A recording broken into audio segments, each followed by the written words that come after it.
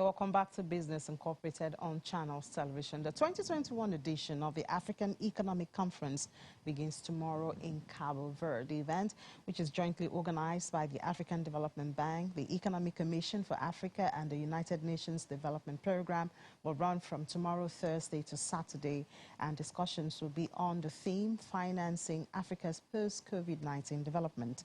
Well, we do have our correspondent, Amarachi Ubani, there covering the event. She will join us subsequently to give us updates. But for today, we'll have Mr. Bartholomew Ama. He is the Director of Macroeconomic and Governance Division of the United Nations Economic Commission for Africa, joining us to tell us the feel just before the event. Good to speak with you, Mr. Ama. Good afternoon. Good afternoon. How are we doing? Great, and you? So you are already in Cabo Verde. What threat or what changes has the surfacing of Omicron brought to the arrangement already set aside for this conference? Yes, it's really unfortunate because the onset of this new variant happened just when several of the participants were en route to Cabo Verde. And we have lost some of our participants. Their travel has been disrupted, and we had originally expected to have more in-person participants than participants operating virtually. But this situation has been reversed as a result of some of the travel restrictions that have been imposed. So it is unfortunate, but however, the meeting is going to continue. It will represent a big improvement over last year's event where the whole event was held virtually. So while we are a little bit disappointed, we're still encouraged by the fact that at least it's hybrid. And the theme is about Africa's post-COVID development. But with this new variant, should discussion tilt more to surviving this variant or the threat of possible lockdowns or reintroduction of restrictions that could, of course, deter the boosting of economic activities? Well, this is precisely the focus of the AEC. I think, perhaps the wording may be a little bit confusing, but the real point of the theme is to say you cannot survive the threat of the virus, let alone recover from it without adequate resources. You will recall that, most African countries at the onset of the crisis expended a lot of their resources to fight the virus, even though their fiscal envelope or fiscal resources was not that great. I mean, they had, on average, spent about 2% of their GDP compared to about 12% for the advanced countries. Because they don't have the resources. On the one hand, the crisis has led to a decreased demand for their resources, their exports. On the other hand, the expenditures on health and other related expenditures to actually support lives and livelihoods in their own countries has meant that they have been operating on a deficit mode. So several of these countries need resources to survive and also to move forward. And so it's in this context that we're having this conference to discuss how do we mobilize our own resources and also resources externally to make this recovery a meaningful one.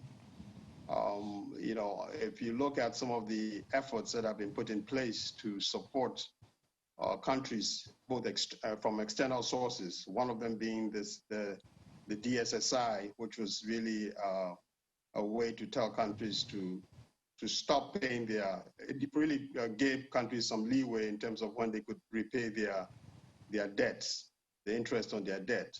But this is a temporary measure. It will only focus on low-income countries. However, the pandemic has affected all countries, including the middle-income countries, which account for about 70% of the poor. So we need to go beyond that. Recently in August, the IMF released what is called special drawing rights. This is really a way to provide liquidity to countries, but it gives countries, larger countries, more resources than countries that have smaller economies. So you see that those that need it most are getting less than those that need it the least. Africa, for example, uses 52% in median terms of its special drawing rights. And then if you compare this to the G7, they use less than 2% of these resources, but they're getting about 60% of these $650 billion. Africa is getting 33 billion. So we need to also discuss, does the global financing architecture really respond to the emerging needs of African countries, particularly in these unprecedented crises? And how do we really have a conversation about changing that architecture to make it more responsive to the needs of developing countries? And then, of course, the issue of access to vaccines is critical to any recovery. And so we're asking the question, how do we ensure that we get some resources to facilitate access to vaccines, but also to facilitate local production of vaccines, which would really be critical to creating jobs while at the same time increasing access to these vaccines. So this is the context in which the theme of this conference was contrived, and we believe that it's really pertinent and germane to the survival of the continent in the context of this unprecedented pandemic. Well, obviously, you're going to have a very robust discussion, but I guess the next step would be, how do you move from just a talk into implementation? Is it going to be working with countries, or just going to let countries do what they think is right? I guess that would be the next line of thoughts that the conference should be looking at. Well, of course, financing is the beginning. Access to resources is important, but then also planning how to use and prioritize those resources is critical.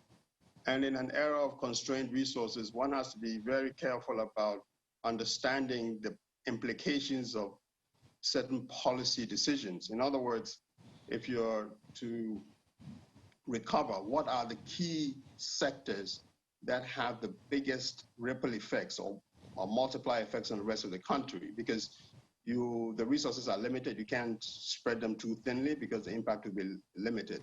So really, there are three fronts. One is supporting countries mobilize the resources needed for the recovery.